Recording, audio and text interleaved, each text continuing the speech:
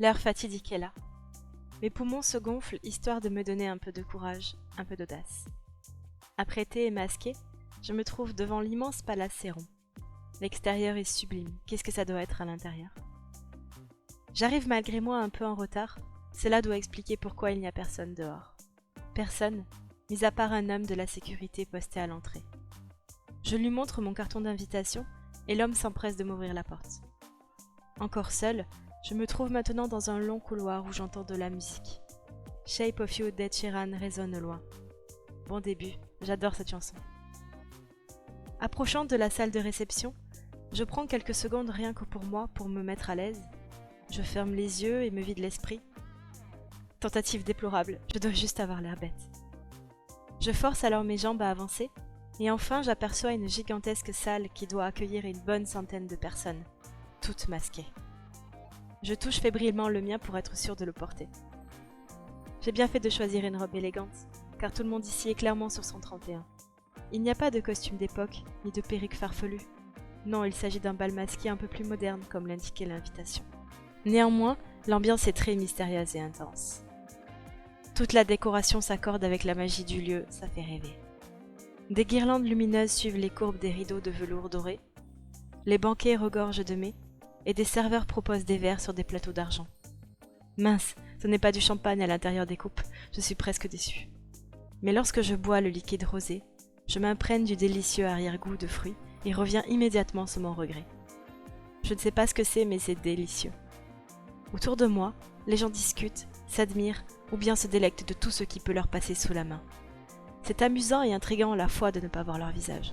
Comme des anonymes, leurs masques couvrent leur visage ou plus encore. Ici, les premiers traits de leur personnalité ressortent avec leurs gestes, leur voix ou leur regard. Brusquement, quelqu'un me bouscule. C'est le serveur qui s'est pris les pieds dans je ne sais pas trop quoi. Il remet en place les verres vides sur son plateau. Il faut dire que toutes les personnes autour se sont retournées vers nous à cause du bruit cinglant. Il s'excuse et me demande si tout va bien.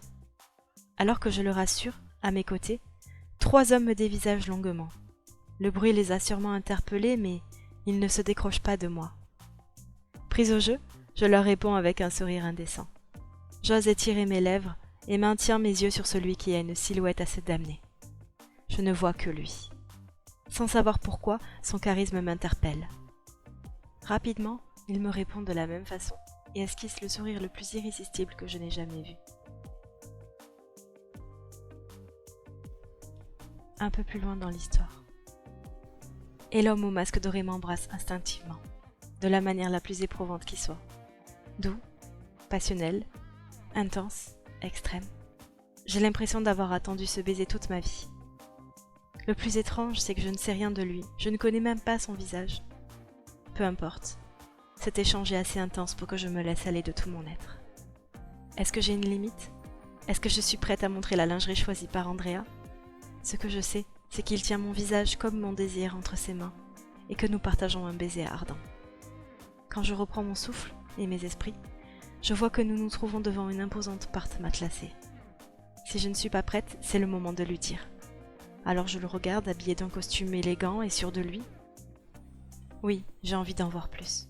Spontanément, c'est moi qui ouvre la poignée, comme pour lui montrer que je suis d'accord, que je lui fais confiance. Sauf que je me retrouve bêtement face à une porte verrouillée. Il sourit, toujours aussi irrésistiblement, et sort de sa poche une clé avec un numéro, bien évidemment. Ça y est, ma tête tourne, et les questions fusent. Est-ce que c'est un habitué? Jusqu'où allons-nous aller? Je vois notre couple entrer dans une porte similaire juste à côté. James avait raison. La suite de cette soirée aussi formelle et professionnelle qu'elle prétendait être, est bel et bien plus intimiste. Il ignore les 2 tourtereaux, pendant que je me pose 1000 questions à la seconde. La porte s'ouvre, j'ai l'impression que mon corps guide à lui seul mon esprit. Nous sommes plongés dans l'obscurité. La pièce est juste illuminée par des néons violets, et grâce à ça, je peux voir que nous nous trouvons dans une suite. Pas le temps d'en voir plus. Il me soulève jusqu'au comptoir de la cuisine et m'embrasse à nouveau, encore plus sauvagement. Sans en connaître tous les détails, j'ai bien conscience que la soirée prend une tournure érotique pour tous ceux qui le souhaitent.